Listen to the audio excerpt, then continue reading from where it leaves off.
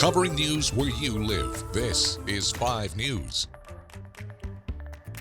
Thanks for joining us for the top headlines and weather where you live. I'm Tiffany Lee. Arkansas Governor Sarah Huckabee Sanders says that the state will get more money to help rebuild after the May tornadoes. The governor has authorized the use of $750,000 more from her disaster response and recovery fund. That money will be used to help the state, especially Northwest Arkansas, recover from the severe storms. Meanwhile, some local school districts are reporting bus driver shortages. Rogers Superintendent Jeff Perry says the district has worked to improve salary, benefits, and work environment for these positions and will continue to talk with state legislatures about further improvements. In Springdale, while all routes are staffed, spokesperson Trent Jones says that the district needs 5 to 10 more bus drivers this year.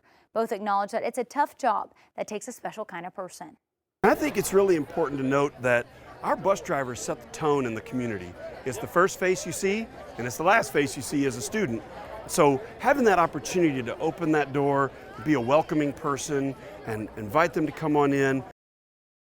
Also in short supply this year are substitute teachers. Many districts are also struggling to find subs on a regular basis. In the Lincoln School District, Principal Stan Carver says that he's filled in as a sub in the past. He says schools in more rural areas can be at a disadvantage when it comes to recruiting and retaining subs, especially when it comes to pay. I think we're very competitive within the rates, probably at the top, but we can't compete with the big four. You're not going to compete with Fayetteville, Springdale, Bentonville, and Rogers. Like, we can't pay them as much as they do. In Fort Smith, substitute teacher pay ranges from $43 to $100 per day, depending on the job. We'll have more news in just a minute, but first let's go ahead and check in with Zach for a look at the forecast. All right, thank you, Tiffany. Temperatures today going to be another hot one. Heat alerts across eastern Oklahoma, western Arkansas, because feels like temperatures, again, northwest Arkansas up to 109. River Valley, west central Arkansas into eastern Oklahoma. These areas likely to go over 109 degrees, could even have a spot or two, potentially get up to 115. Eastern Oklahoma may have a little better chance of getting there. So again, take care of yourselves. Stay hydrated. Find ways to cool off for those that will be spending extended periods of time outside. As we go into the evening hours, we're going to be looking off towards the northwest. Scattered shower activity will stay just to the north of us through the day, but by this evening, a cold front's going to try to nudge some of those scattered showers into our area.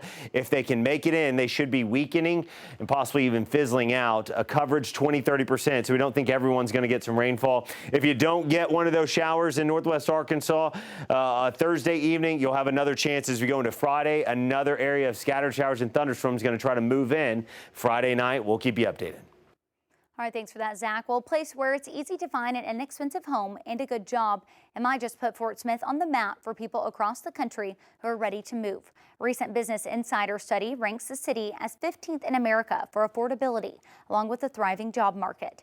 5 News reporter Lauren Spencer spoke with a realtor and residents who say the growth that Fort Smith is seeing won't slow down anytime soon, and they're okay with it.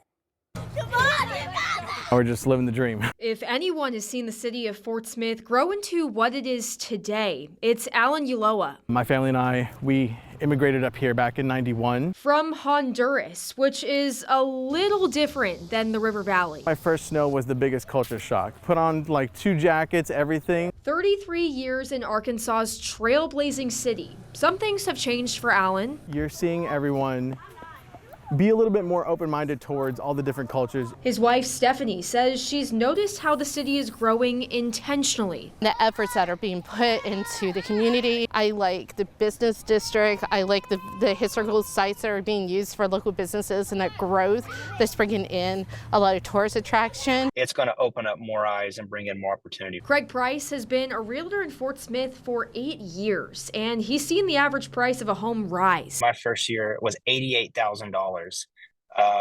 This year, it's $285,000. But right now, they're busier than ever. We have lots of buyers looking to buy and not enough houses. I'm seeing California, Colorado, and Texas. He says it's not surprising to see Fort Smith on the list of affordable places to live with a booming job market. The amount of square footage, land, space, amenities that you can get in Fort Smith can still get the amenities that they want and need but just in a little bit slower pace. He's pretty certain that growth won't be slowing down anytime soon. We do have that momentum, so you bet we will continue to see development. And neither are Alan and Stephanie. They're actually welcoming it. I want more people to see the richness of the history of Fort Smith and what they can learn from it. I'm excited to other things that come in, like what other businesses are coming in. It has been a joy living here. In Fort Smith, covering news where you live, Lauren Spencer, 5 News. The city of Fort Smith also started a Make My Move program designed to bring remote workers to the city. They're offering things like season passes to Parrot Island and memberships at the U.S. Marshals Museum, as well as cash incentives of up to $10,000. Thanks so much for joining us for the latest news and weather where you live on this Thursday. You can catch up with us again tomorrow for more. Have a great day.